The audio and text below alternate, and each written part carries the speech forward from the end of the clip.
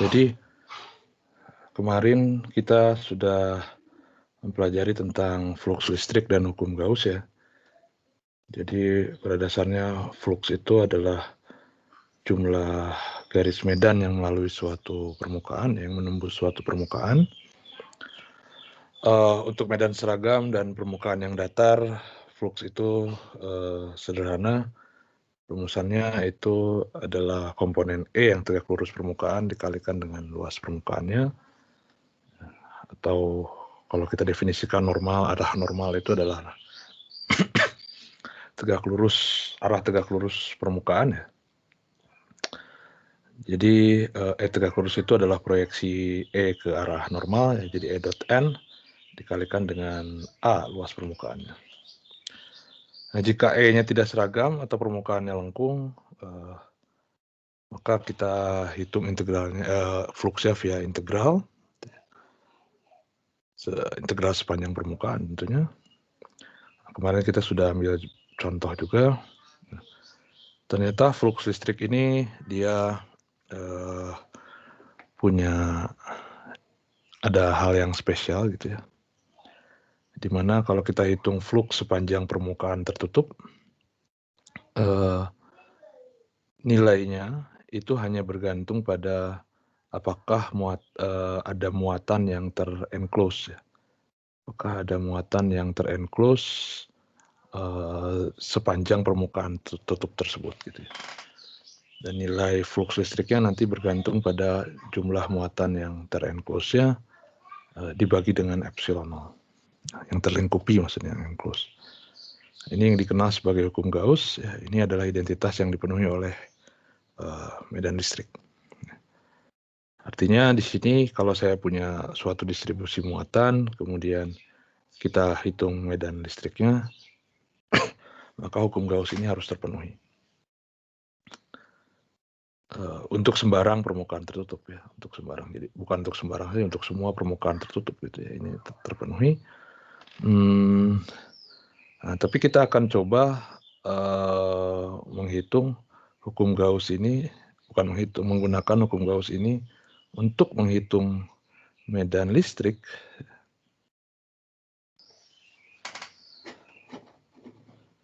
Nah, tapi untuk beberapa kasus saja. Nah, ini. Jadi kita bisa hitung untuk 5 kasus pada dasarnya. Untuk point charge, untuk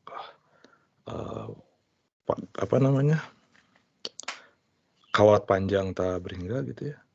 Kemudian bidang yang sangat luas atau infinite cylinder, jadi silinder yang sangat panjang juga. Kemudian di sphere bola ya. Nah, kemudian general strategi umumnya itu untuk setiap distribusi muatan kita cari permukaan Gauss ya, permukaan tertutup yang disebut permukaan Gauss. Sedemikian sehingga medan listriknya itu konstan atau 0 sepanjang titik di permukaan tersebut, atau ya electric field-nya, medan listriknya itu dia paralel atau tegak lurus terhadap arah normal. Sehingga flux listriknya dapat dihitung dengan mudah, V-nya sama dengan E kali A. Nah, kemudian kita tinggal hitung berapa banyak muatan listrik yang di-enclose oleh permukaan Gauss tersebut. Dan dari hukum Gauss kita bisa hitung medan listriknya. Nah, kemarin di sini permukaan Gauss-nya ini kayak susah itu sebenarnya nyari permukaan Gauss-nya. Tapi karena kita cuman spesifik di 5 kasus ini juga udah kita spesifik juga sebenarnya permukaan Gauss-nya. Kalau kita bicara dengan satu muatan titik, maka kita bicara permukaan Gauss-nya adalah sphere, permukaan bola. Kalau infinite line itu silinder tertutup. Nanti kita lihat kalau infinite plane juga sama. Kemudian di infinite long cylinder juga sama, silinder tertutup. Dan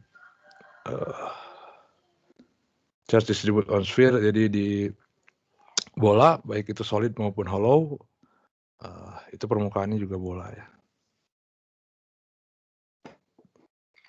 Kemarin kita sudah ambil contoh untuk muatan titik. ya, tapi ini kita menghitung flux sebenarnya di sini. Nah, contoh yang penggunaan hukum Gauss-nya adalah untuk yang kawat sangat panjang. Di sini kita gunakan silinder tertutup, jari-jarinya Y, panjangnya L. Kita bagi permukaan tertutupnya jadi 3, yaitu tutup di kiri, tutup alas di kanan, dan selimut. Karena E tegak lurus N, maka flux sepanjang 1 dan 2 itu sama dengan 0, ya, karena tegak lurus. Jadi yang ada hanya tinggal permukaan 3, tapi di permukaan 3, karena kita tinjau kawat yang sangat panjang dan kita tinjau di daerah center, maka E-nya konstan sepanjang permukaan 3, dan sudutnya selalu sama dengan 0 derajat, antara dengan E dengan N. Jadi paralel. Jadi fluxnya di permukaan 3 hanya tinggal E kali A. Jadi flux totalnya adalah E kali A, A-nya adalah luas permukaan selimut, 2VY kali L. Dan muatan yang terlingkupinya adalah ya sejumlah kawat sepanjang L. Karena rapat muatannya lambda, maka Q enclosed-nya adalah lambda kali L. Terus kita gunakan hukum Gauss, kita bisa dapatkan E itu sama dengan lambda per 2V epsilon 0 Y. Oke, ini yang Bapak kemarin. maaf, Ya. Belum share ini screen ya? belum share screen, iya Pak. Dari tadi saya ngomong terus. Oke, sorry. Oke, terima kasih. Udah kelihatan sekarang? Iya sudah Pak. Oke, sorry ya. Ya. Jadi ini medan listrik kawat yang sangat panjang ya tadi. Jadi permukaan tertutupnya adalah silinder tertutup. Kita bagi permukaannya jadi permukaan 1, 2, dan 3. Ya, di sepanjang permukaan 1 dan 2, E-nya tegak lurus normal. Jadi fluxnya sama dengan 0. Sepanjang permukaan 3, E-nya selalu sejajar. Karena kawatnya sangat panjang dan kita tinjau di daerah center dulu ini. Jadi E-nya konstan sepanjang permukaan 3, jadi fluxnya tinggal E kali A saja. Ya, jadi flux totalnya adalah E dikalikan A, A-nya adalah luas permukaan selimut. Jadi 2VY kali L. Nah, kemudian muatan yang terlingkupinya itu ya kawat sepanjang L ini. Karena rapat muatannya lambda, jadi ini adalah lambda kali L. Dari hukum Gauss kita bisa dapatkan E-nya sama dengan lambda per 2 epsilon 0 Y. Dan ini sama dengan yang kita dapatkan dengan menggunakan hukum Coulomb yang kemarin ya. Kita malah dapat yang lebih umum, di mana kawatnya tidak harus sangat panjang gitu ya. Tapi kalau di sini kawatnya sangat panjang, kita dapatkan hal yang sama. Ada pertanyaan dulu terkait yang kemarin?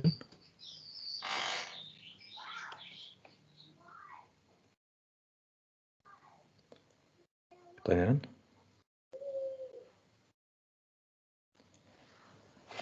Tidak ada? Oke. Tidak ada, kita bisa ambil contoh lagi.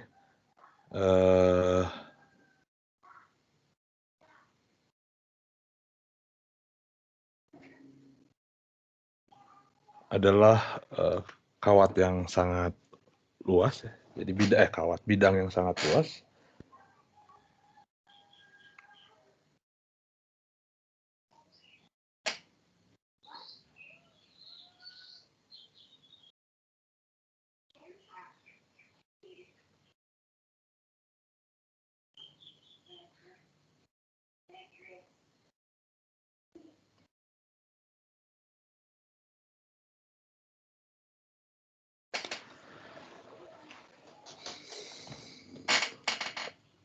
Misalkan kita punya bidang yang sangat luas, datar begini.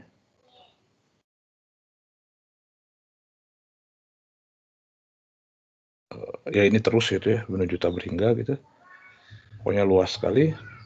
Tapi saya tidak gambar besar-besar, anggap aja ini adalah bidang yang sangat luas.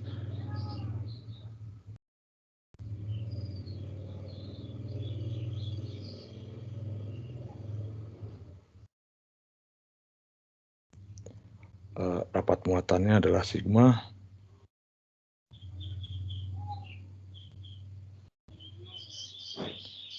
Dia konstan ya. Jadi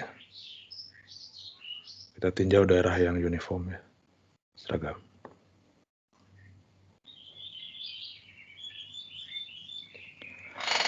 Nah, kita pilih permukaan Gauss-nya. Untuk bidang begini kita bisa pilih permukaan Gauss-nya berupa silinder lagi, silinder yang tertutup. Nah, tapi yang menarik, jadi saya pilih daerah silinder di sini.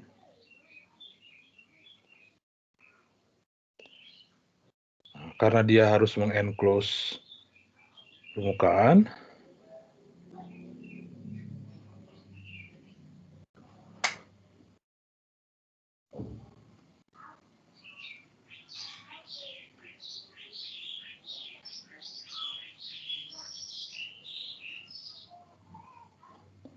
jadi ini kita tembuskan ke sini ya, permukaan ya.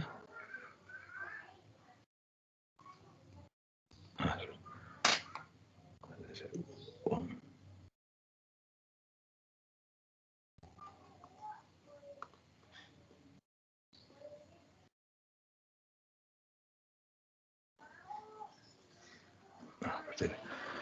ini adalah permukaan Gauss-nya.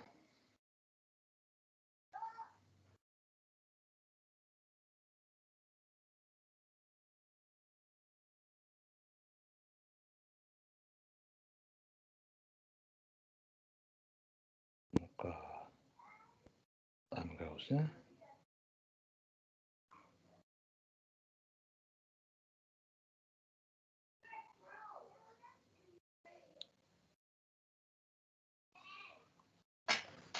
Berupa silinder tertutup.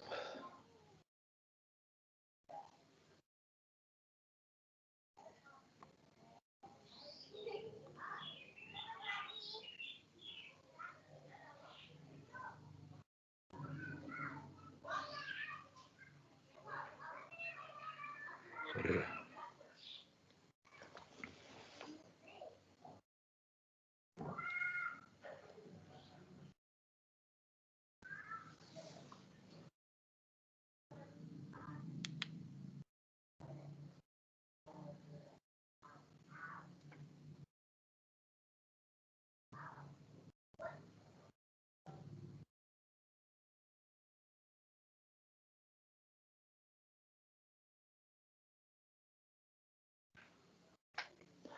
Berupa silinder tertutup. Nah, jadi ini kita bagi 3 juga karena silinder sama seperti yang kemarin. Kita bagi menjadi ini misalkan permukaan 1, ini permukaan 2, dan permukaan 3-nya adalah permukaan selimut. Jadi permukaan 1 itu adalah tutup ya. Permukaan 2 itu adalah alas. Dan permukaan 3 itu adalah selimut ya.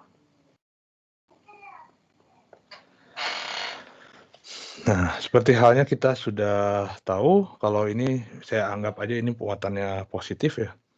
Jadi karena bidangnya sangat luas dan kita tinjau daerah di pusat, maka medannya itu ke arah horizontal, ke arah vertikal ya. Jadi keluar ke sini.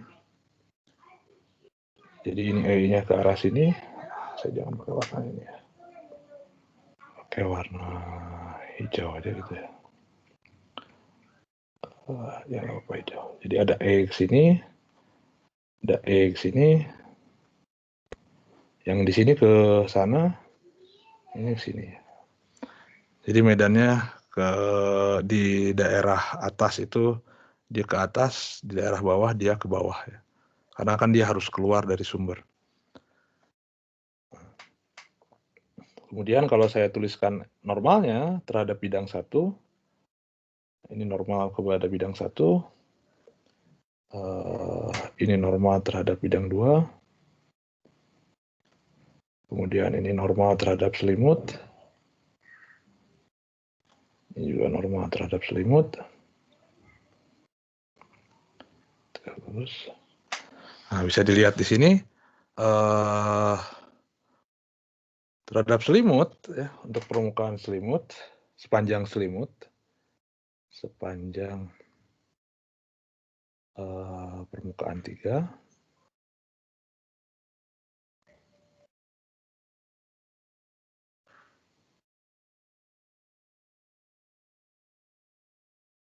selimut, E itu tegak lurus terhadap normal, ya, selalu. Karena E tegak lurus terhadap normal, maka flux sepanjang permukaan 3 itu sama dengan 0 pasti, ya. Sama dengan 0. Nah, jadi kita tinggal hitung flux sepanjang permukaan 1 dan 2. Ini E. Saya belum kasih nama, ya. Ini E.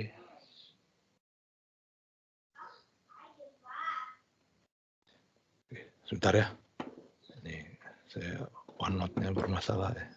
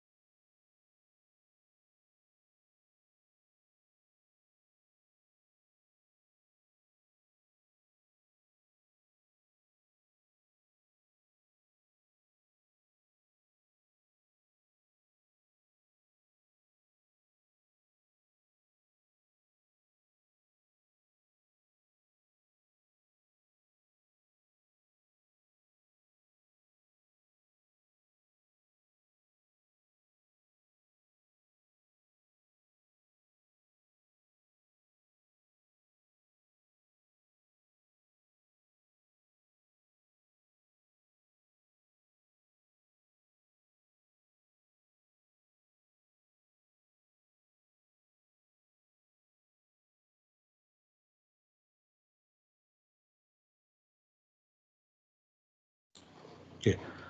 Nah, jadi sepanjang permukaan 3 fluxnya sama dengan 0. Nah, bisa dilihat di sini sepanjang permukaan 1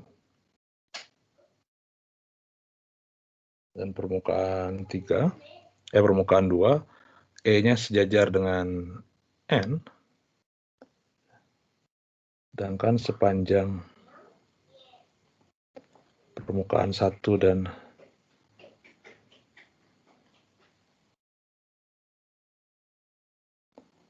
2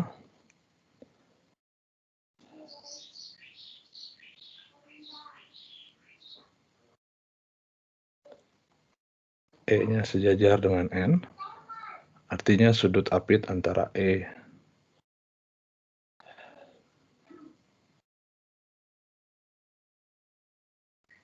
ini OneNote saya jadi nggak responsif ini. E dengan N itu sama dengan 0. Nah, karena sudut apit E dengan N sama dengan 0, ya, dan bisa kita lihat karena sepanjang permukaan 1 dan permukaan 2 itu jarak ke sumbernya selalu sama. Jarak ke sumbernya selalu sama, maka E juga konstan, besar E itu konstan sepanjang 1 dan 2. Ini juga kita punya besar E itu konstan sepanjang 1 dan 2. Nah, jadi akhirnya karena dia flat permukaannya, besar E-nya konstan, maka flux di permukaan 1 itu nilainya sama dengan flux di permukaan 2 sama dengan besar E dikali besar A. Luasnya. Luasnya tentunya luas tutup dan luas selimut. Tapi karena ya tadi karena silinder ya permukaannya, jadi luas alas dengan luas tutup itu sama, jadi E kali A, dengan A adalah luas tutup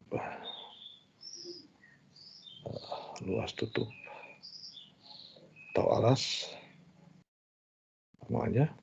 Tuh. Nah, jadi total fluxnya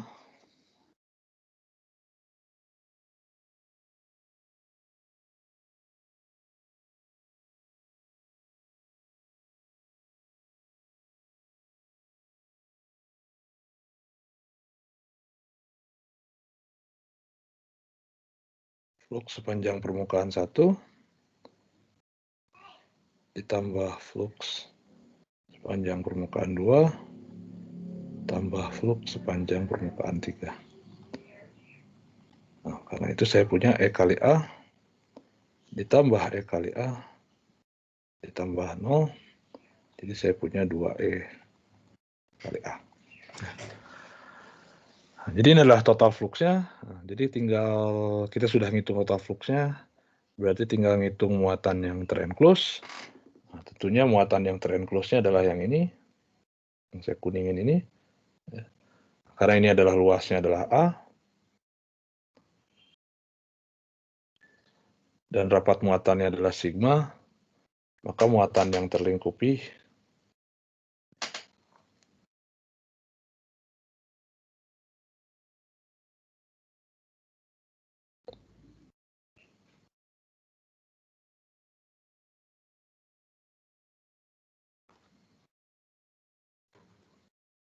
adalah Q enclose sama dengan sigma kali A.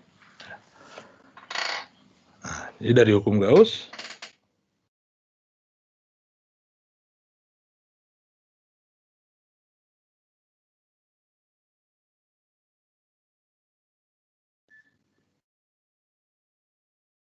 kita punya flux listrik sama dengan Q enclose per epsilon 0. Jadi kita punya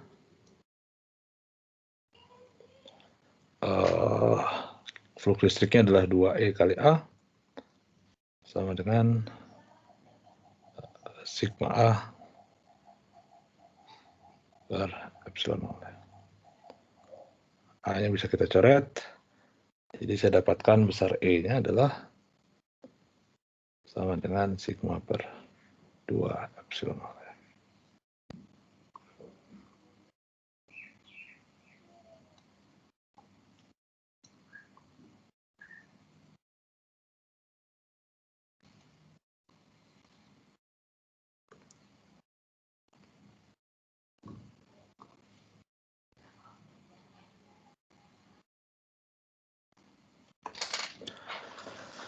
Oke, ada pertanyaan dulu?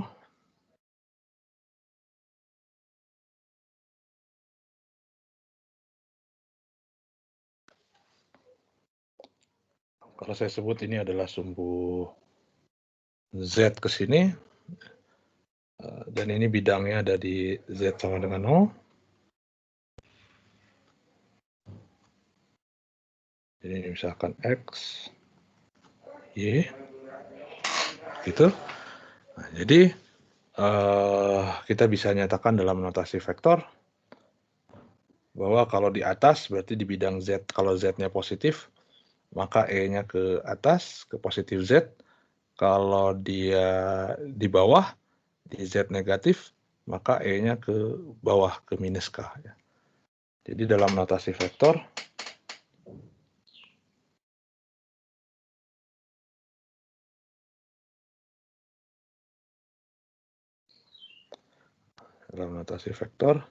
kita punya E-nya itu sama dengan sigma per 2 epsilon 0,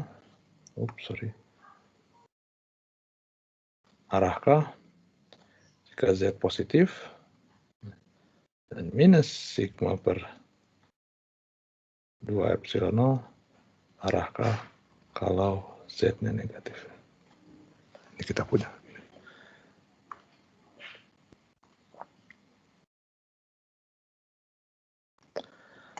Nah, sekali lagi ini juga sama dengan yang kita dapatkan kalau kita hitung menggunakan hukum Coulomb ya.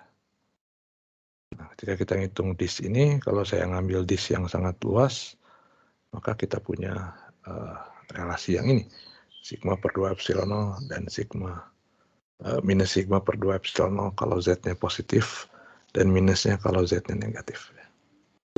Oke. Ada pertanyaan dulu?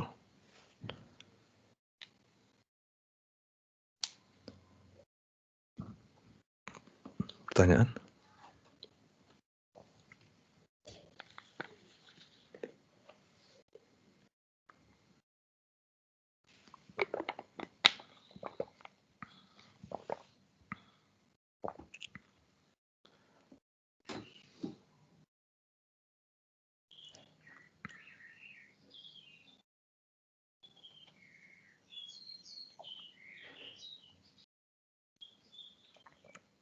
Nggak ada? Oke.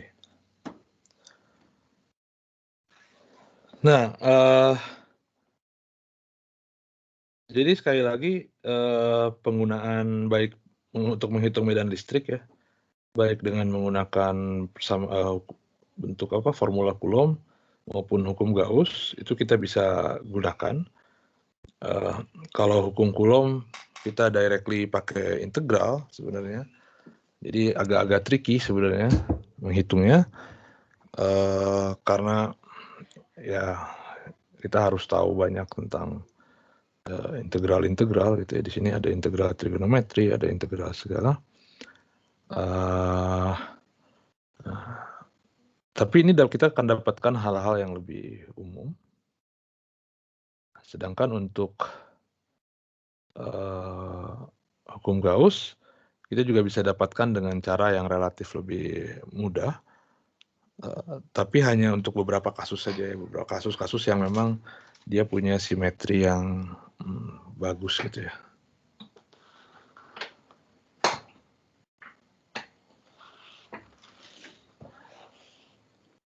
Nah, ya Anda bisa gunakan yang mana saja sih sebenarnya. Mau pakai hukum Gauss atau menggunakan hukum Coulomb gitu ya. Nah, tapi di sini kita hanya pada dua kasus itu kita hanya membahas kasus yang 1 dan 2 dimensi ya. 1 dan 2 dimensi itu dalam artian kita hanya membahas yang kawat gitu ya, kawatnya lurus dan kawat melingkar. Kemudian kita membahas bidang. Nah, ketika kita lari ke kasus 3 dimensi, misalkan yang 3 dimensi itu adalah bola atau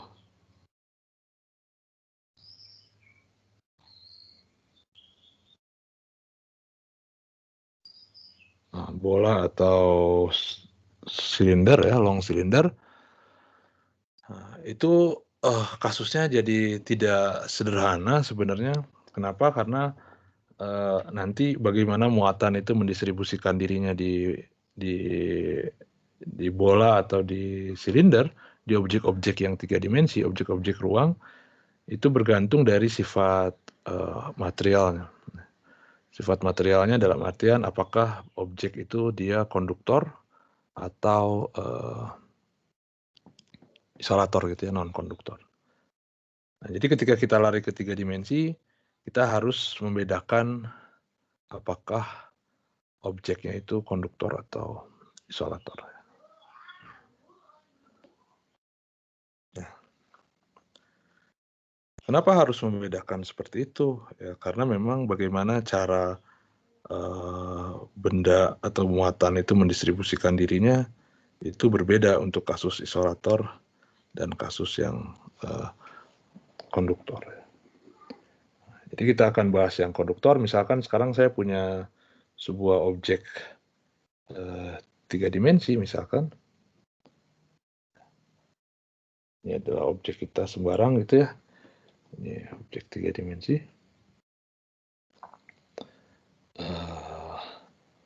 Sebut aja benda 3 dimensi gitu ya. dengan volume V misalkan, volume total V. Volume totalnya V misalkan. Nah, ini saya copy. Kita akan bedakan kalau saya punya dua benda ini, misalkan yang satu konduktor, yang satu isolator. Misalkan kita membahas yang ini adalah konduktor,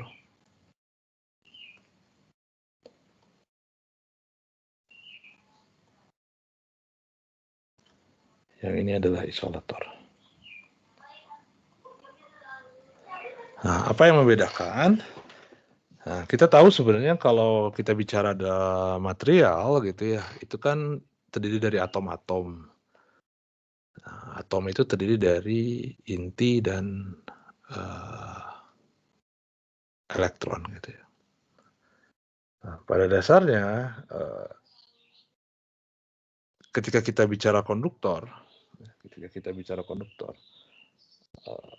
apalagi kita bicara konduktor ideal gitu ya.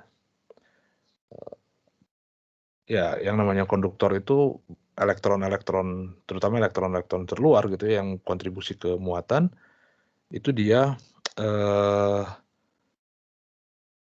ya bisa bergerak bebas gitu. Artinya influence dari intinya gitu ya, itu tidak terlalu besar gitu ya. Jadi artinya influence dari luar tuh lebih besar, sehingga elektron tuh bisa pindah dengan cukup mudah gitu ya. Jadi satu atom ke atom yang lain segala macam. Nah, elektron itu kita sebut sebagai elektron bebas atau free elektron. Dan pada konduktor ini dia abundant gitu ya, banyak sekali free elektron gitu ya.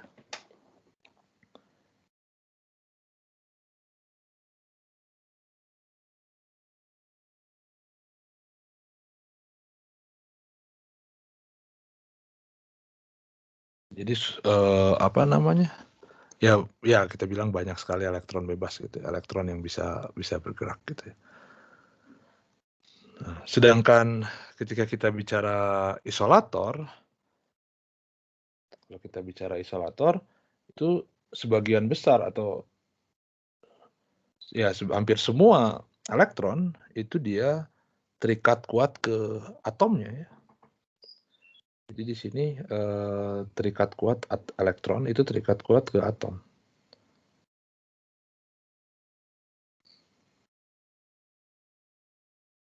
Terikat kuat ke atom. Nah, terus apa efeknya? Efeknya adalah kalau kita bicara elektrostatik, di mana kita tinjau sebenarnya sumber muatannya itu tidak bergerak gitu ya. Jadi Anda bisa bayangkan kalau Anda punya dua free elektron di sini gitu ya. Anda punya dua elektron bebas di sini. Apa yang terjadi? Dua elektron ini dia bebas bergerak. Ya, ini analogi kasar aja, tapi mudah-mudahan bisa ngasih gambaran gitu. Bayangkan Anda punya dua elektron dalam material ini gitu. Dia bebas bergerak kemana-mana. Nah, tapi kita tahu bahwa elektron dengan elektron tuh nggak suka satu sama lain gitu ya. Karena dia muatannya sejenis, dia pasti tolak-menolak. Nah, karena dia tolak-menolak, jadi elektron yang satu itu pasti dia pergi ke kiri, elektron yang lain pergi ke kanan. Nah, dia menjauh sampai akhirnya dia ke permukaan sini. Dia nongkrongnya saling menjauh, jadi yang satu nongkrongnya di permukaan kiri, satu lagi nongkrongnya di permukaan kanan.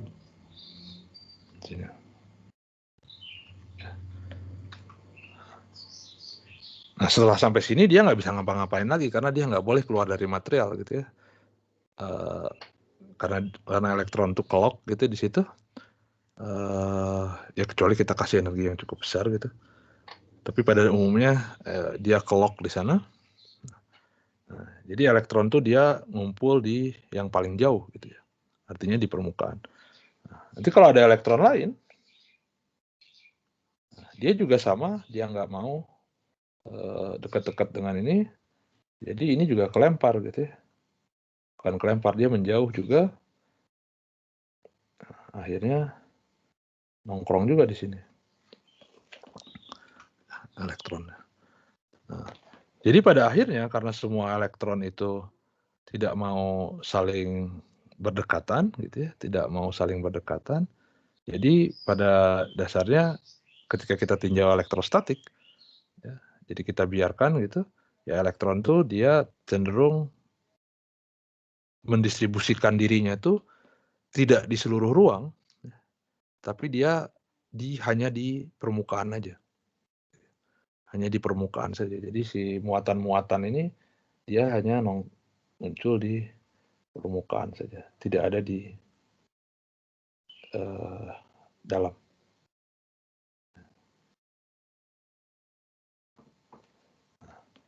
Jadi artinya di sini pada konduktor muatan listrik itu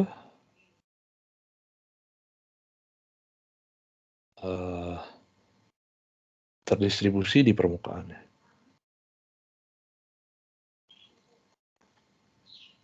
Di permukaan.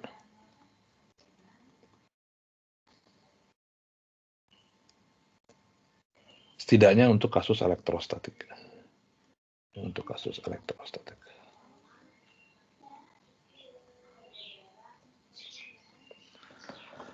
Nah, jadi karena dia terdistribusi di permukaan, maka yang dipunya, meskipun dia objeknya 3 dimensi, yang konduktor punya itu adalah rapat permukaan, rapat muatan permukaan, bukan rapat muatan volume. Rapat muatan permukaan.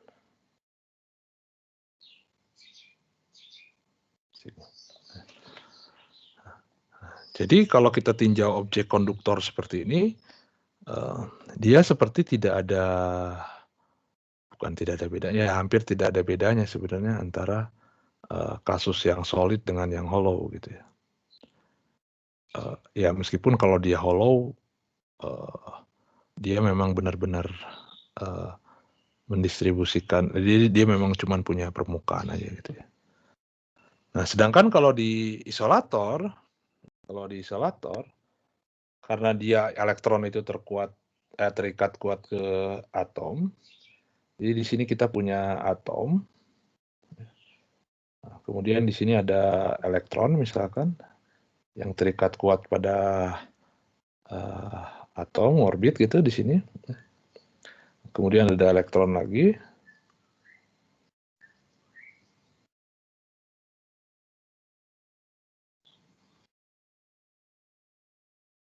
Nah, elektron-elektron ini dia tidak suka satu sama lain gitu ya. Nah, dia cenderungnya juga pengen lepas gitu ya. Tapi karena dia terikat kuat ke atom, jadi gaya tolak antar elektron itu tidak cukup kuat ya untuk melepaskan dirinya dari si inti, dari atomnya gitu ya. Nah, jadi artinya sekarang kalau dia isolator, maka muatan listrik itu ya dia terdistribusinya di seluruh ruang. Tidak hanya di permukaan saja, karena dia ada di dalam di dalam atom. Jadi sini muatan listrik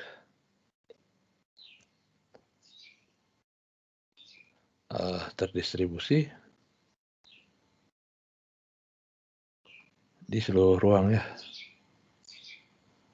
seluruh volumenya itu. Volumenya. Jadi dia punya rapat muatan volume.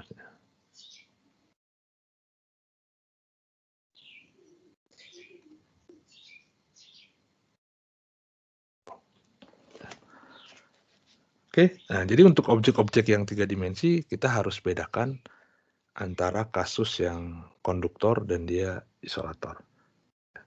Jadi nanti kalau pas ngerjain soal harus dilihat per kasus gitu ya. Apakah dia konduktor atau isolator. Nah, sekarang kita akan lihat aja contohnya. Jadi saya akan membahas bola misalkan ya. Bola pejal. Kita akan membahas bola pejal. Pengerjaannya sama. Jadi misalkan lagi saya punya bola pejal, saya akan langsung split 2 di sini. Kita akan kerjakan biar kelihatan bedanya untuk isolator dan untuk konduktor. Misalkan saya punya bola kecil di sini. Ini kegedean bolanya. Kecil dikit deh. Ya segini aja lah.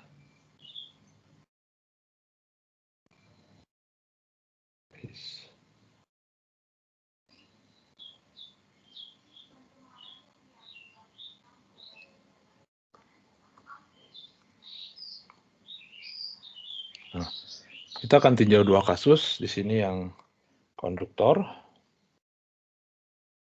Yang kasus konduktor yang pertama.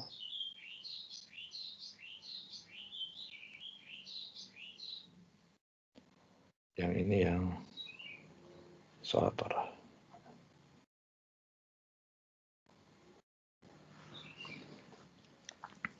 Oke. Nah, sekarang ruangnya juga, karena kita pengen nyari medan di seluruh ruang, ruangnya juga kita bagi jadi 3 region. Ini region yang pertama, itu di dalam bolanya, bagi 2 ya berarti. Region 2 itu di luar, ini juga sama. Region 1 itu di dalam bola, region 2 di luar bola. Sebut aja kita punya jari-jarinya adalah air besar gitu ya. Ini juga sama air besar.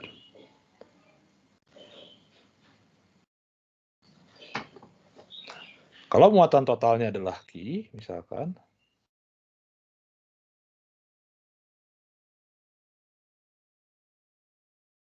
ini juga sama, muatan totalnya Q. Nah, si Q ini, kalau untuk konduktor, itu dia hanya terdistribusi di permukaannya saja, lagi, hanya terdistribusi di permukaan. Nah, sedangkan untuk konduktor, untuk isolator, dia tidak hanya di situ, tapi dia terdistribusi untuk seluruh ruang ya, artinya di seluruh volumenya. Ini untuk ngebedain. Nah, jadi kalau saya tinjau di daerah 1,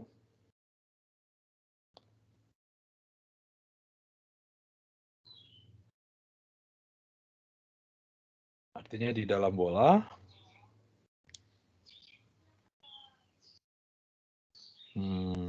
untuk R misalkan lebih kecil dari R besar, ya. Ini harusnya kita simpan di tengah, itu karena sama. Simpan di sini.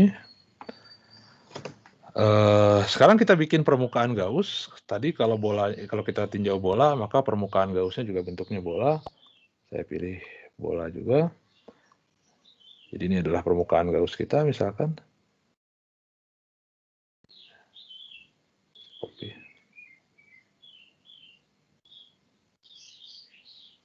Nah, sini. Nah, ini permukaan Gauss kita di daerah sini. Ini adalah R. Ini adalah R. Nah, untuk konduktor,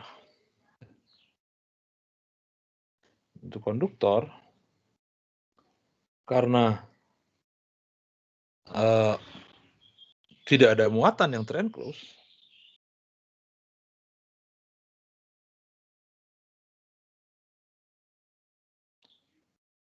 yang terlingkupi, karena tidak ada muatan yang terlingkupi oleh permukaan Gauss,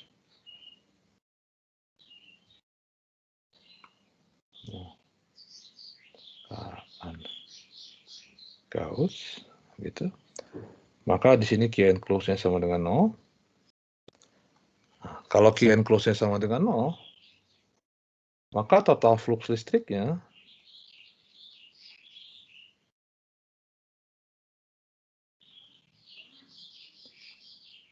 dA ini juga sama dengan 0. Akibatnya.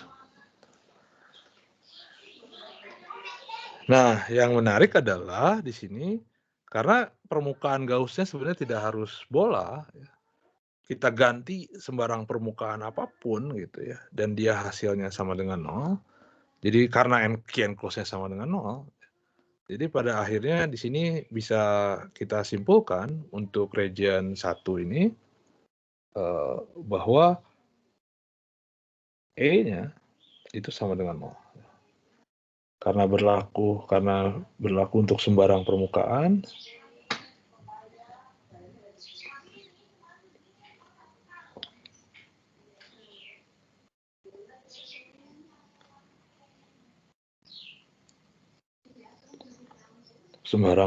Gauss, maka kita bisa simpulkan E di region 1 itu selalu sama dengan 0.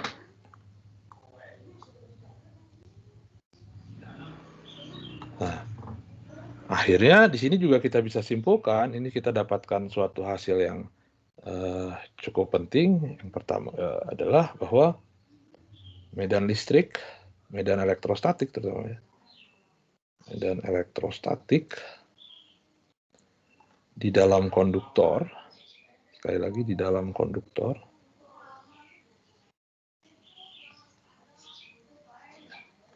itu selalu sama dengan 0.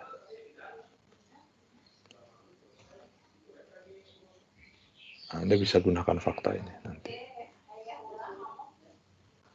Oke, jadi medan elektrostatik dalam konduktor itu selalu sama dengan 0.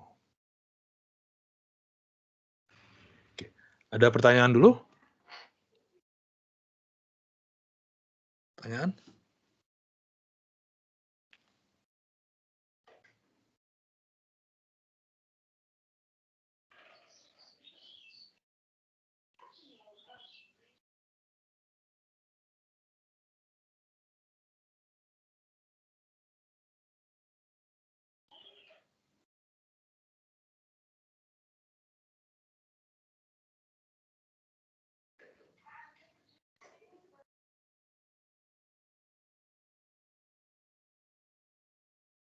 Nggak ada? Nah, sekarang kalau untuk isolator, karena dia terdistribusinya di seluruh ruang, ya, maka tentunya key enclosed-nya tidak lagi sama dengan 0. Ada sebesar ini yang terenclose-nya.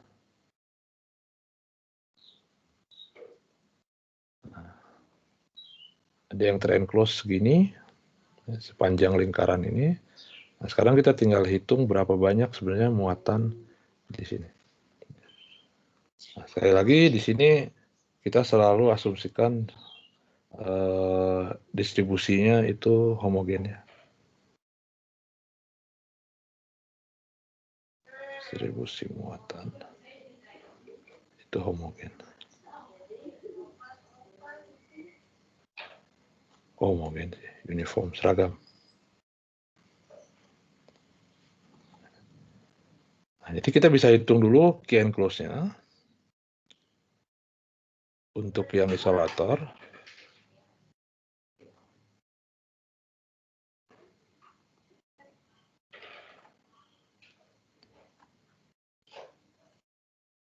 Permukaan Gauss, maka Q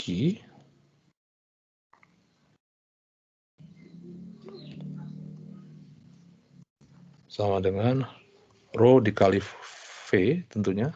Nah, volumenya berapa? Ya, volumenya adalah volume bola yang terenclose ini ya, volume bola yang dilingkupi oleh si permukaan Gauss-nya. Bukan volume bolanya ya. Karena ini V enclosed, jadi saya tuliskan lagi di sininya V enclosed aja gitu ya. Volume bola yang terlingkupi, ini volume yang terlingkupi permukaan Gauss ya. Bukan volume bola. Dia bola gitu ya, tapi bukan volume si bola pejal totalnya gitu. Nah, jadi ini sama dengan rho dikali 4/3 V R pangkat 3. Nah, tapi saya juga punya, tapi karena muatannya seragam, karena distribusi seragam,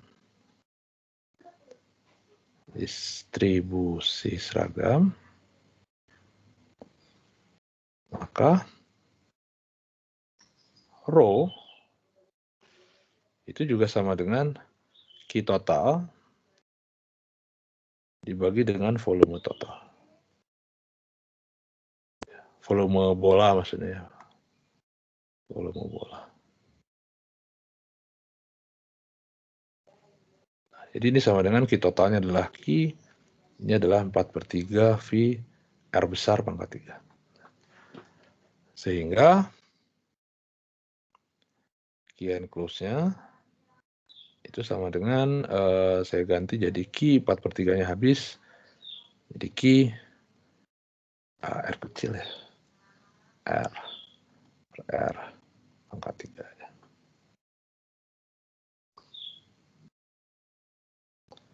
Nah, Anda juga bisa ingat-ingat ini, sekali lagi ini hanya berlaku kalau distribusinya ini dia uniform ya. Kalau tidak uniform tidak sesederhana ini ngitungnya. Ini juga sama. Oke. Pertanyaan dulu.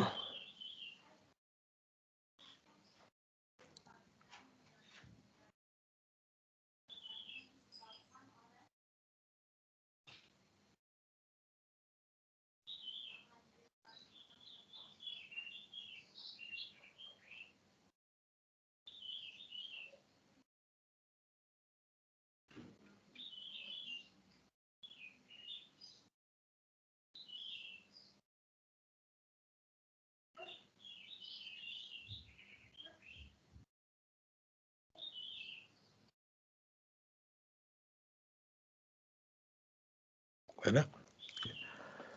Nah, karena kita sekarang udah ngitung Q enclose-nya, jadi sekarang kita tinggal menghitung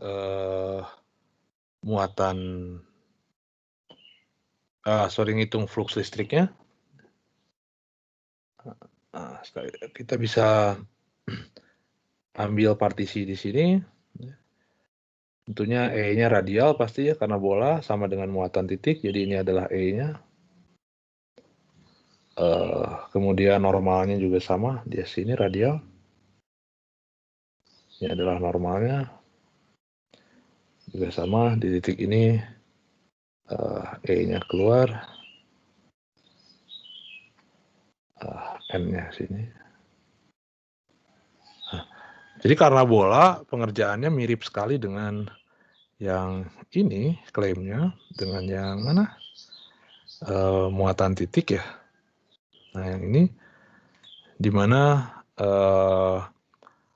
sepanjang permukaan bola itu E dan N selalu membentuk sudut 0 derajat. Kemudian E bergantung pada R, maka besar medan listrik di permukaan bola, di sepanjang permukaan bola juga konstan. Jadi VL-nya sama dengan E kali A sebenarnya. Itu juga sama. Nah, di sini juga sama. Jadi saya langsung tuliskan saja.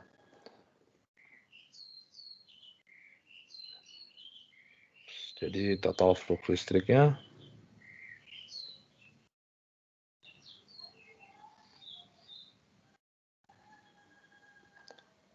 VL sama dengan E dikali A. A-nya adalah luas permukaan Gauss-nya. Luas permukaan Gauss-nya.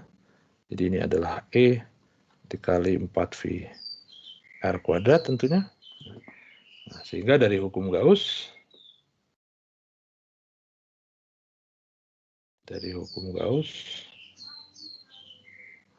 kita punya total flux, ini E-nya E regen 1 tentunya ya. Kita punya E1 dikali 4V R kuadrat sama dengan Q enclose, Q dibagi R pangkat 3 per R pangkat 3 per epsilon 0. Nah, di sini ada R kuadrat, sini ada R pangkat 3. Jadi akhirnya saya punya E1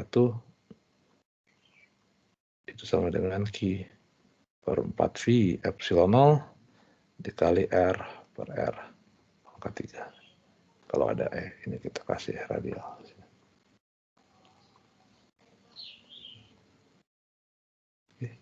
Nah, jadi dia linear ya bentuknya di sini. Kebergantungan terhadap R-nya tidak di bawah, tapi di atas. Dia linear terhadap R.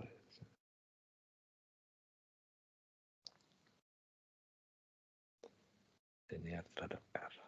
Oke. Nah, jadi di sini dia udah kelihatan bedanya. Kalau di konduktor karena tidak ada muatan yang terlingkupi, maka E-nya sama dengan 0 dalam. Sedangkan untuk isolator karena ada yang terlingkupi, maka E-nya juga ada ya, dan dia linear terhadap R. Ada yang mau ditanyakan dulu?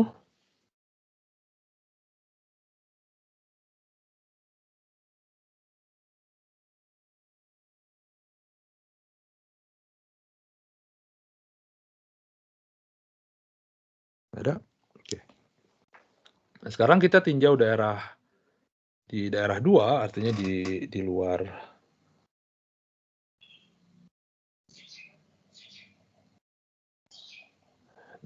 ya, daerah luar.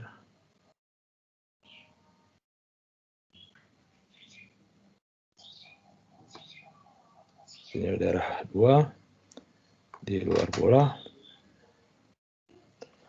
Artinya R yang lebih besar R.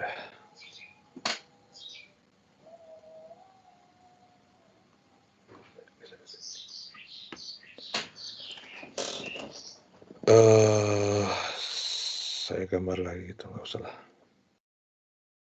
Nah, sekarang kita bikin permukaan Gauss lagi. Permukaan Gaussnya tentunya harus di daerah luar sekarang.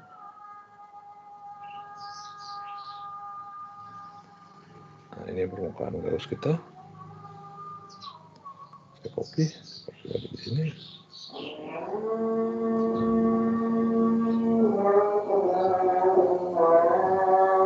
Oke, zuhur dulu bentar ya.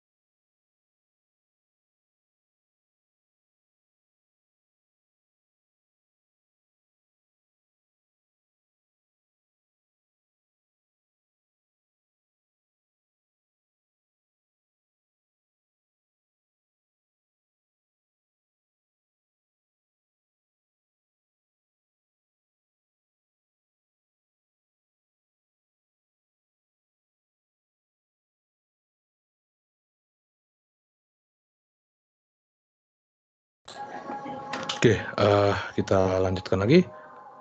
Jadi ini adalah, yang merah ini adalah permukaan Gauss di daerah luar ya. Kita sebut ini juga R, misalkan yang besarnya R. Ini adalah permukaan Gauss di luar.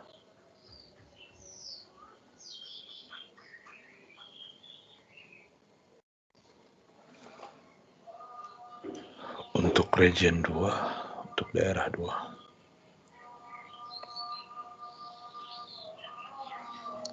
Nah, bisa dilihat di sini,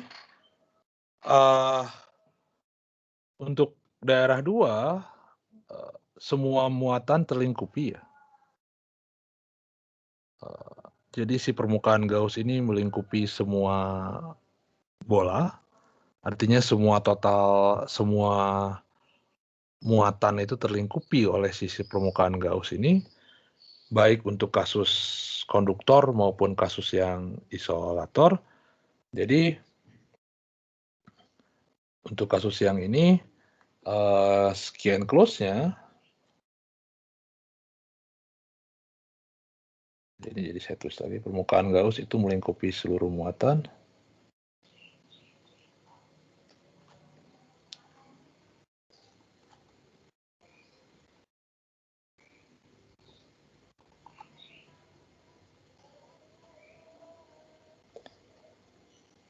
Karena dia melingkupi seluruh muatan, maka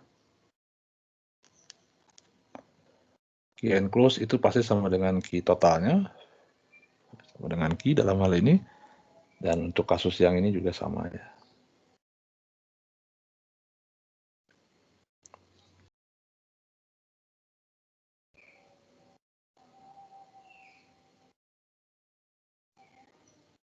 Sama.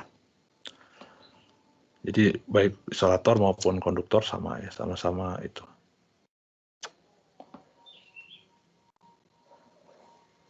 Nah, jadi untuk ngitung fluxnya ya pasti sama karena sama-sama bola.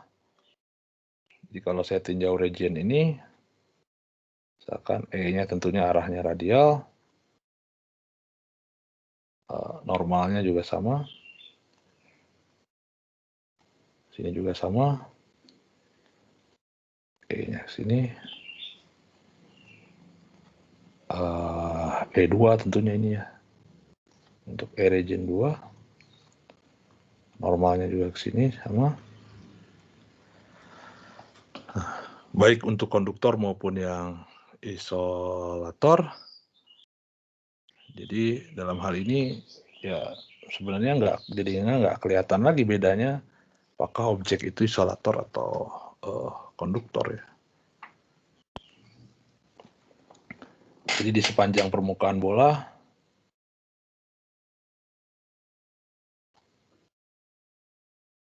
permukaan Gauss maksudnya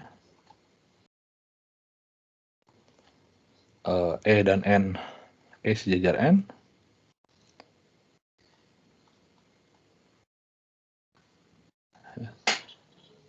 dan karena E radial,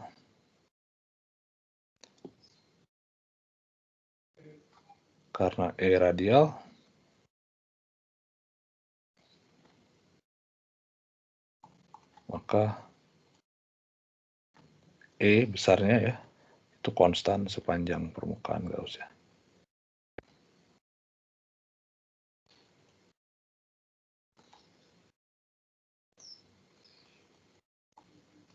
Kan Gauss.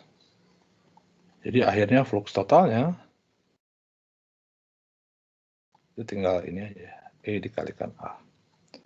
Dan A sekali lagi adalah luas permukaan Gauss ya. Kan Gauss ya. E-nya E2 tentunya. Jadi ini sama dengan E dikali 4V R kuadrat.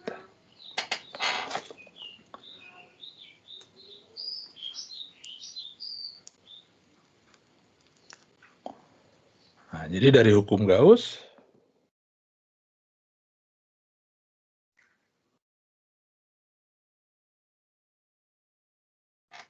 Hukum Gauss bisa kita dapatkan E dikali 4V R kuadrat sama dengan Q enclosed-nya adalah Q per epsilon 0, E-nya E2. Sekali lagi. Jadi akhirnya kita bisa dapatkan E2 sama dengan Q 1/4 V epsilon 0 Q per R kuadrat. Sama seperti muatan titik jadinya.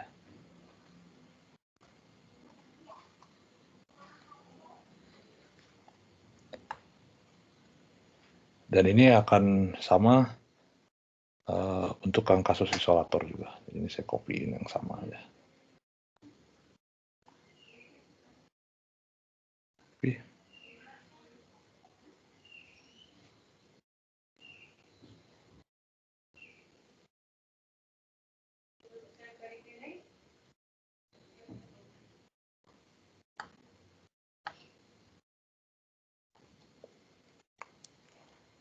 Jadi untuk daerah luar, region luar, tidak ada bedanya. Ya. Untuk kasus konduktor dan kasus isolator. Nah, jadi kalau saya plot, kita plot,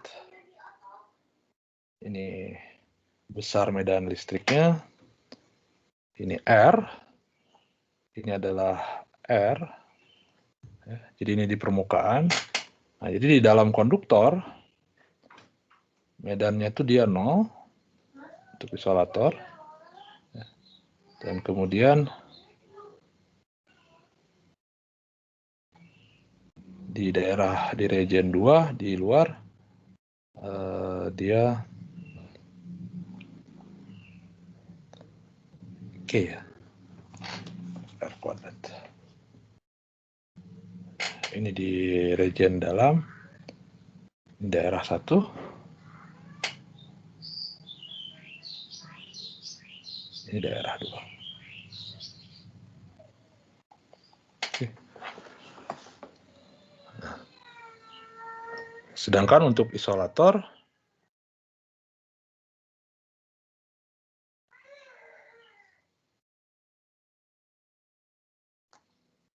ini adalah besar E-nya, ini R, dan ini surface permukaannya R, ini 0.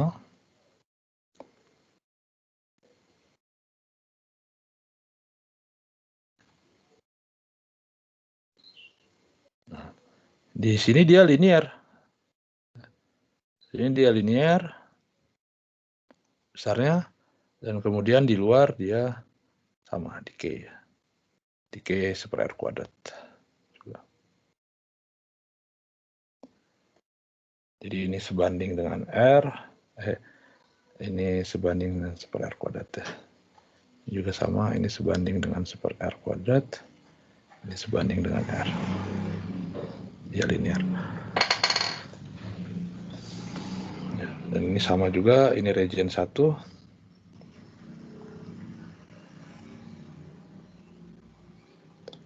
Ini daerah 2.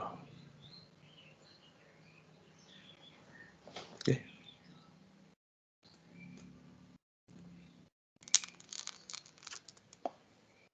Ada pertanyaan dulu?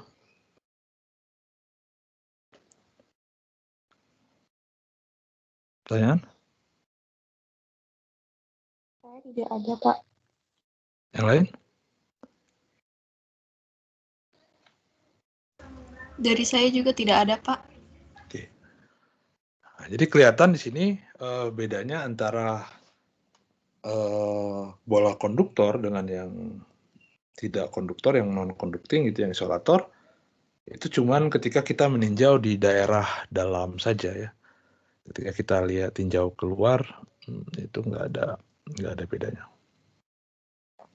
Oke.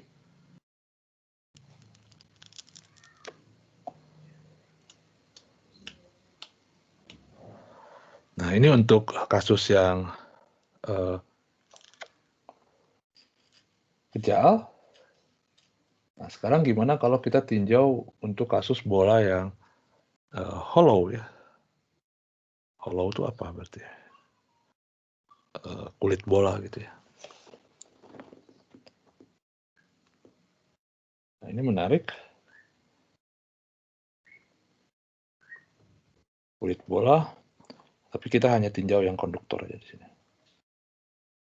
Oke.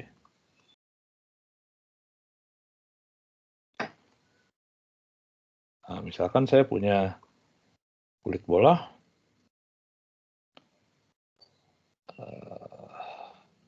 ini dikit deh. Ini aja cukup.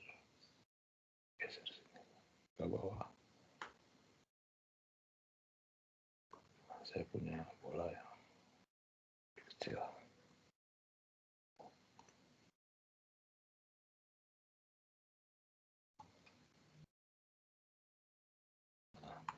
Misalkan seperti ini. Jadi saya punya kulit bola, jari-jari dalamnya misalkan adalah A, sebut aja jari-jari luarnya adalah B. Jadi ini adalah kulit bola konduktor.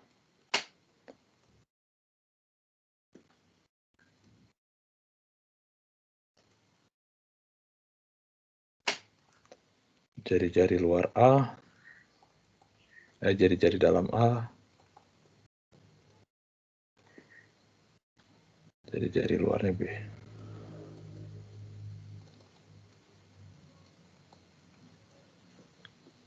Muatan totalnya Q misalkan.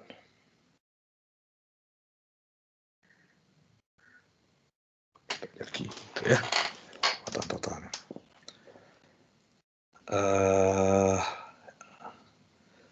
Nah,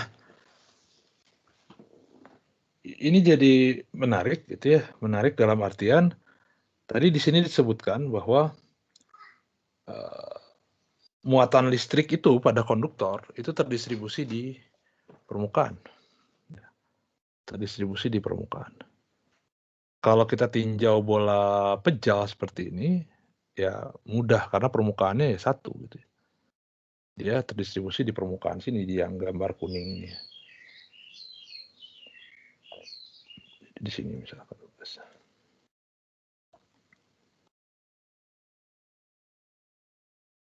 Dia terdistribusi seragam. Gitu. Nah, tapi ketika kita tinjau kulit bola, sekarang permukaannya ada dua. Ada di permukaan dalam, ada permukaan luar gitu ya. Nah, jadi si partikel itu, si muatan plus Q yang total itu, dia terdistribusinya di mana gitu ya. Apakah terdistribusi di luar, atau terdistribusi di dalam, atau ada sebagian di luar, atau ada sebagian di dalam gitu ya. Nah, itu yang menarik gitu ya. Nah, sekarang kalau saya bagi regionnya, tentunya sekarang tidak lagi dua, regionnya ada satu, ya, itu di hollow-nya, di lubangnya gitu ya. Kemudian di region 2, di 2 itu di daerah antara, artinya di dalam konduktornya, di dalam permukaan, di dalam kulit bolanya, dan region 3 itu di luar permukaan bolanya. Nah, jadi kita punya 3 region di sini, daerah 1, itu untuk R lebih kecil dari A, ini di lubangnya, ya saya nggak tahu kita pasnya bilang lubang itu, nggak apa-apa lah. Di hollow-nya gitu, hollow itu apa ya?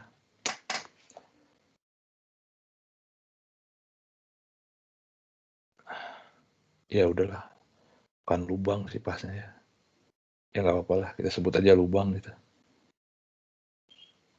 Di daerah 2, itu region A sampai B, ini di dalam kulit bola,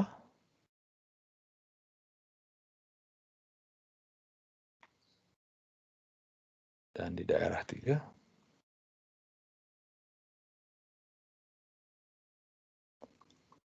Untuk R lebih besar B, ini di luar. Nah, sekarang kita ingin mencari medan listrik di masing-masing region, gitu ya, masing-masing daerah. Ya caranya persis sama karena kita tinjau bola juga. Jadi ya kita tinjau permukaan Gauss di dalam, misalkan di sini. Nah, kalau saya tinjau permukaan Gauss di dalam,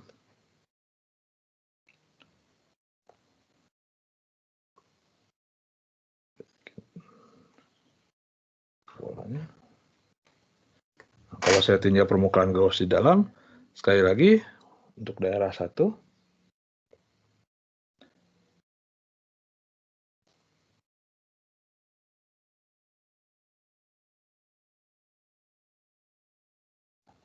untuk daerah 1, ya karena Q enclosed-nya sama dengan 0, tentunya tidak ada muatan apa-apa yang dia terlingkupi, gitu ya. Karena Q enclosed-nya sama dengan 0, ya tidak ada kemudian juga, ya kemudian, saya mungkin gambarin gini ya, biar diwarnain gitu ya. Biar kelihatan ini ya. Jadi yang hollow-nya mana, yang bolanya mana. Karena Q enclosed-nya 0 sama dengan argumen ini, yang atas tadi, nah, di sini bisa kita simpulkan bahwa E1-nya itu pasti sama dengan 0. Nah,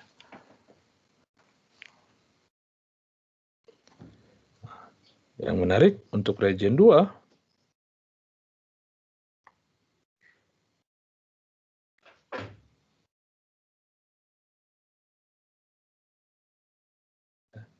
untuk daerah 2, jadi kalau saya bikin lagi apa namanya, permukaan Gauss-nya,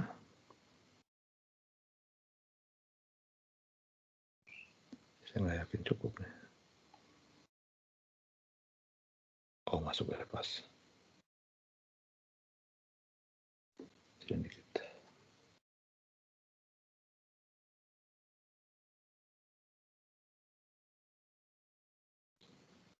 Nah, untuk region 2 di sini, kita nggak tahu apakah Q enclosed-nya 0 atau enggak, karena kita nggak tahu sebenarnya permukaan dalam itu dia ada muatan atau enggak kan sebenarnya. Gitu. Nah, tapi yang saya tahu, karena daerah 2 ini di dalam kulit bola, artinya dia di dalam konduktor.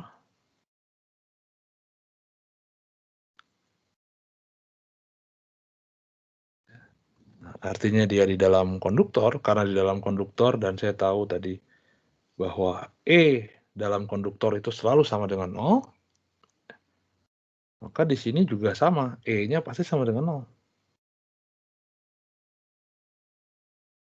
E2 itu pasti sama dengan 0, karena dia di dalam konduktor. Nah, karena E2 itu sama dengan 0, maka fluxnya 0, maka Q enclosed-nya juga sama dengan 0. Nah, karena Q enclosed-nya sama dengan 0, artinya di sini tidak ada muatan di permukaan dalam. Tidak ada muatan di permukaan dalam.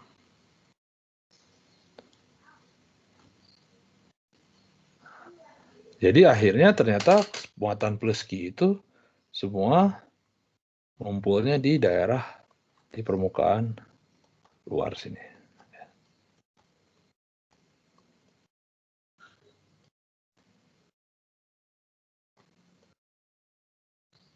Nah, jadi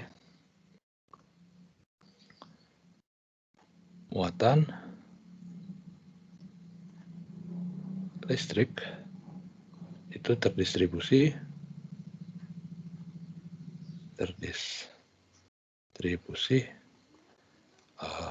ke di permukaan luar. Permukaan luar saja.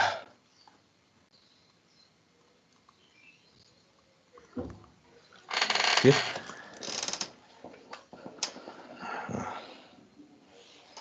Jadi di sini bisa dilihat untuk yang pertama di daerah 1 E-nya sama dengan 0 karena Q enclosed-nya sama dengan 0. Untuk region 2 E-nya sama dengan 0 itu karena dia di dalam konduktor, sehingga akibatnya Q enclosed-nya sama dengan 0.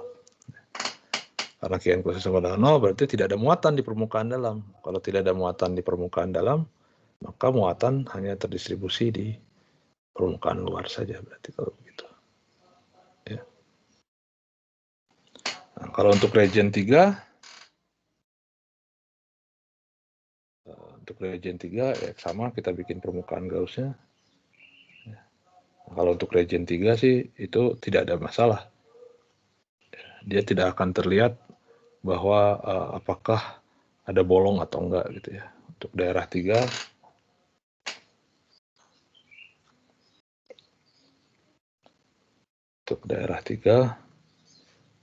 Q enclosed-nya sama dengan Q, berarti sekarang ya, karena Q enclosed-nya sama dengan Q dan dia bola sama, jadi E-nya nggak berubah ya.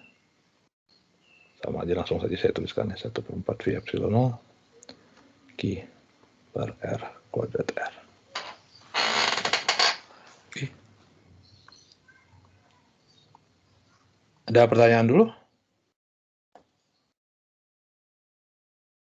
Untuk kasus yang ini, yang bola hollow.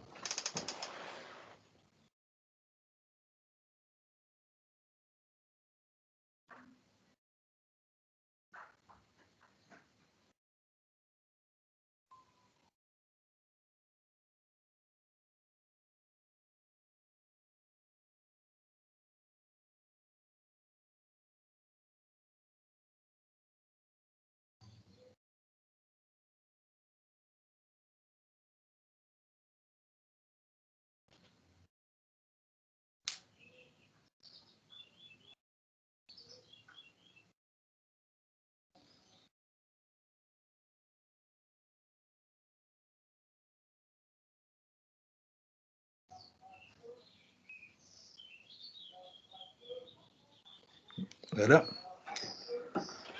Nah, jadi untuk bola hollow, ini kalau bola hollow konduktor ya, kulit bola konduktor, ini ternyata hampir sama saja dengan yang ini ya, dengan yang konduktor yang full begini.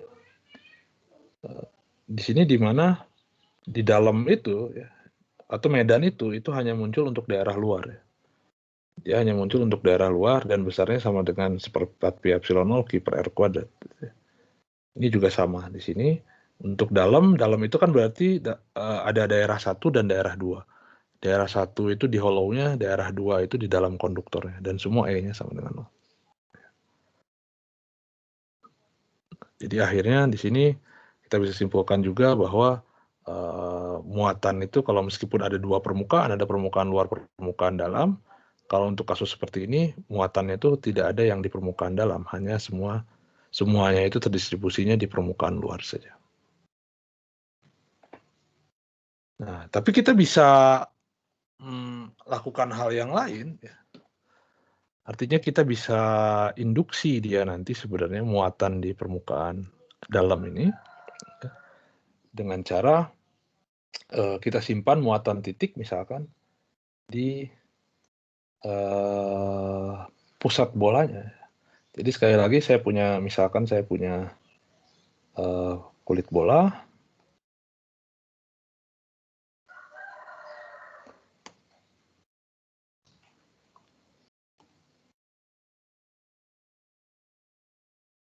Nah, misalkan saya punya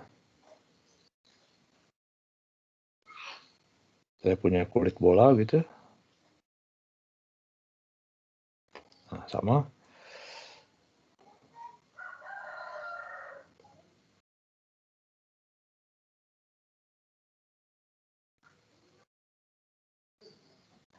Nah, saya punya kulit bola. Jari-jari luarnya A, jari-jari dalamnya A, jari-jari luarnya B, misalkan sama. Ini kulit bola juga, kulit bola konduktor. Ini saya copy aja. Sama, kita asumsikan aja sama.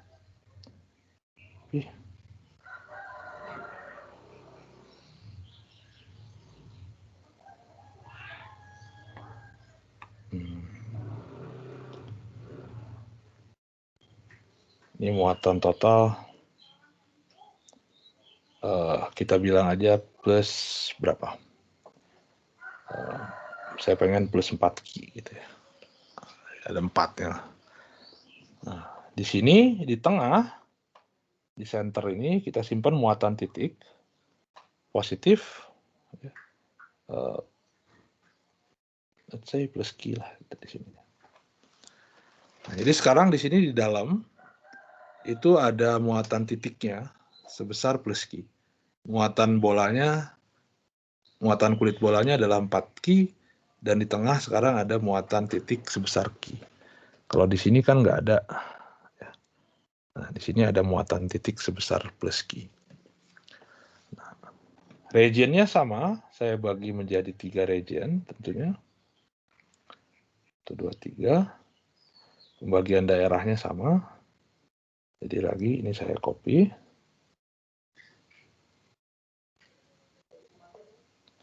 Kita copy. Paste. Nah, sekarang kita lihat kalau saya tinjau daerah 1,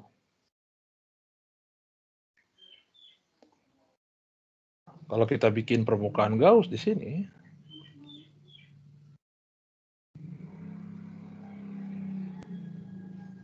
kalau kita bikin permukaan Gauss di sini, di permukaan 1, nah sekarang Q enclose-nya tidak lagi sama dengan 0. Ya. Karena sekarang ada muatan titik di pusat, bolanya ya. Karena sekarang ada muatan titik di pusat, maka Q enclose-nya tidak lagi sama dengan 0. Karena ada muatan titik yang terenclose, yang terlingkupi di sini. Jadi muatan Q enclose-nya sekarang sama dengan Q. Ya. Ini adalah muatan titik yang ada di pusat.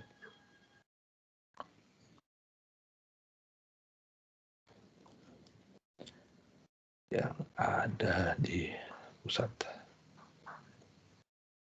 Ya. Nah, sehingga E-nya juga tentunya jadi tidak lagi sama dengan 0. Ya, karena Q enclose-nya ada, E-nya nggak lagi sama dengan 0. Tapi karena kita ini sama dengan muatan titik, jadi E-nya juga ya sama-sama muatan titik ya di sini. Jadi E1, ya ini E yang muatan titik 1/4V. Epsilon 0 Q per R kuadrat R. Ini medan listrik untuk muatan titik.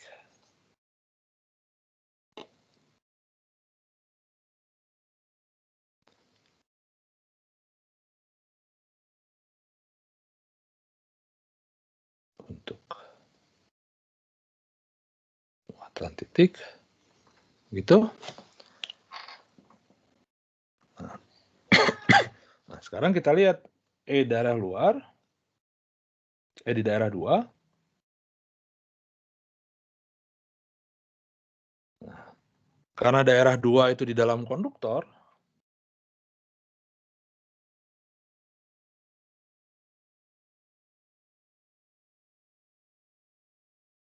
di dalam buah konduktor,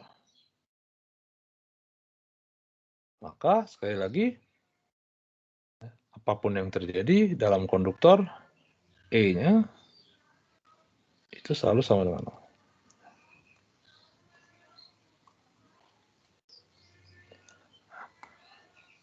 E-nya pasti sama dengan 0, karena dia di dalam konduktor. Akibatnya dari hukum Gauss, maka Q yang di enclose-nya juga sama dengan 0 pasti. Kalau E-nya sama dengan 0.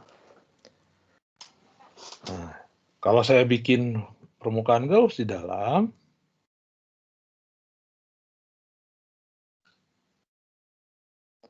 kemudian cukup terlalu gede.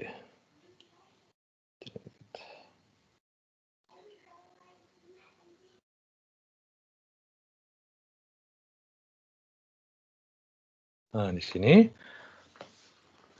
ya, kalau kita lihat permukaan Gauss di daerah sini, di region 2 ini, yang terlingkupi itu kan ada 2 sekarang.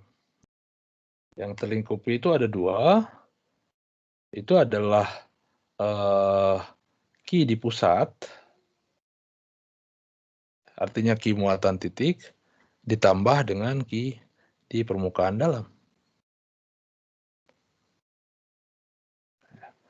Ini harus sama dengan 0. Nah, karena sekarang Q di pusatnya, kalau yang di atas, di sini, Q di pusat kan nggak ada. Q di pusat nggak ada.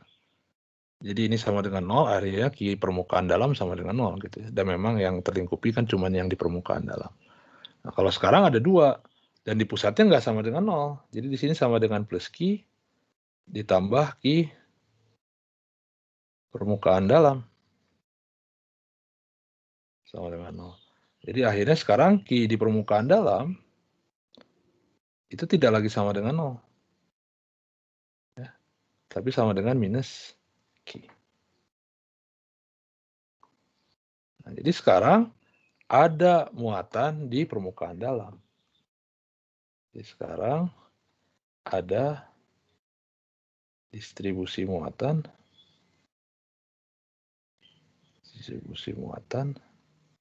di permukaan dalam.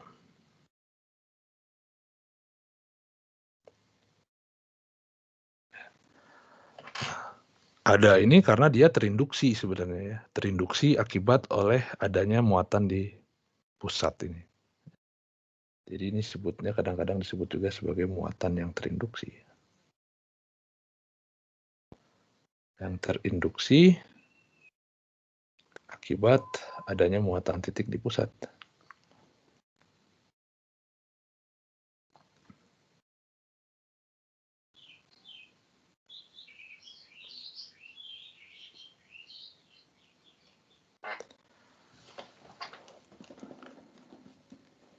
Jadi sekarang di dalam itu ada muatan, dia negatif Q.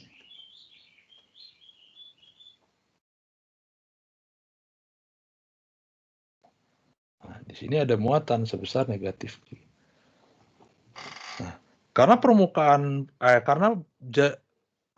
karena muatan total kulit bola adalah plus 4Q, ya, dan di dalam, di permukaan dalam itu ada minus Q, maka di permukaan luar juga terdistribusi muatan di sini. Di permukaan luar juga terdistribusi muatan. Positif tentunya di sini.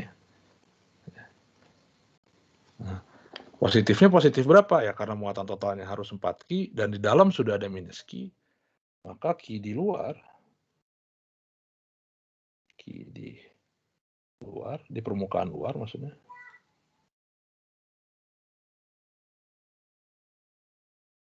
luar itu sama dengan plus 5Q.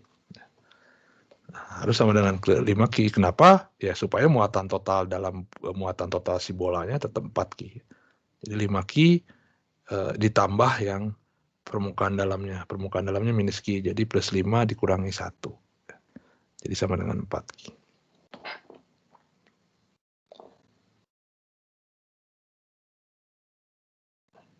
Saya tuliskan aja di sini. Karena muatan total itu Q, karena muatan total kulit bola ya,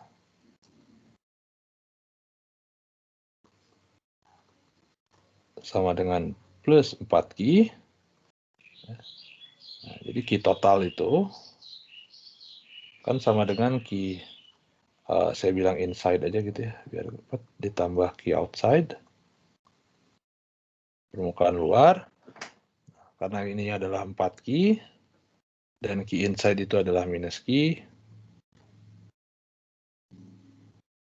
permukaan luar, jadi Q di permukaan luar itu sama dengan plus 5Q ya.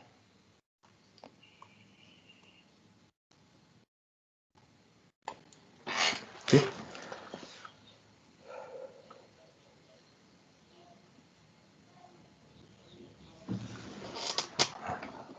Nah, sekarang untuk tinjau daerah luar, kalau di daerah luar,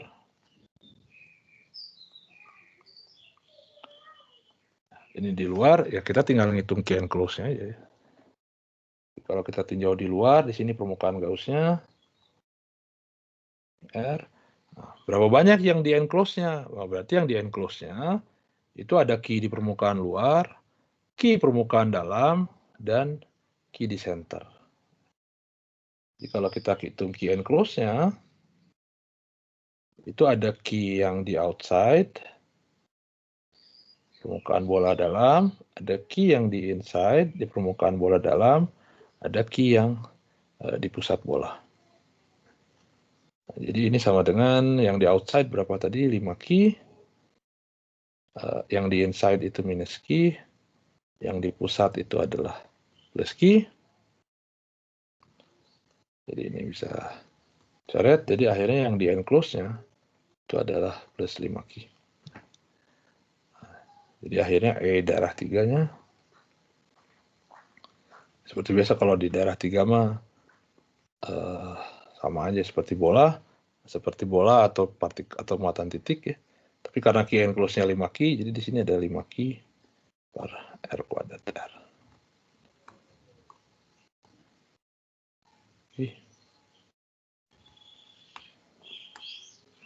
Ini key enclose-nya. Key enclose. Oke, ada pertanyaan dulu?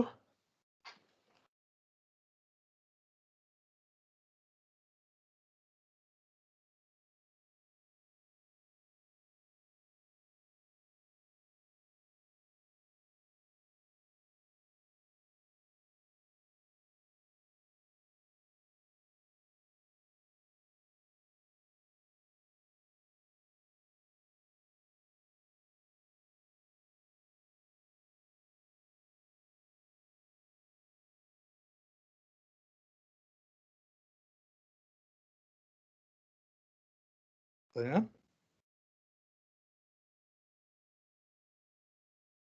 Tidak ada? Oke. Kalau tidak ada, jadi ini adalah contoh yang kasus 3 dimensi ya. Kita sudah lakukan baik untuk kasus yang konduktor maupun yang isolator. Nanti pertemuan berikutnya kita akan membahas sifat lain dari medan elektrostatik ya, itu bahwa medan elektrostatik itu dia bersifat konservatif ya. Jadi kalau dia konservatif dia punya suatu fungsi ya, yang berkaitan yang kita sebut sebagai fungsi potensial elektrostatik ya. Nanti potensial elektrostatik itu ya tentunya berkaitan dengan gaya dengan energi potensial elektrostatik yang sudah pernah dibahas di fisika 1 kemarin. Oke, kalau tidak ada pertanyaan, saya cukupkan saja sampai di sini. Stop.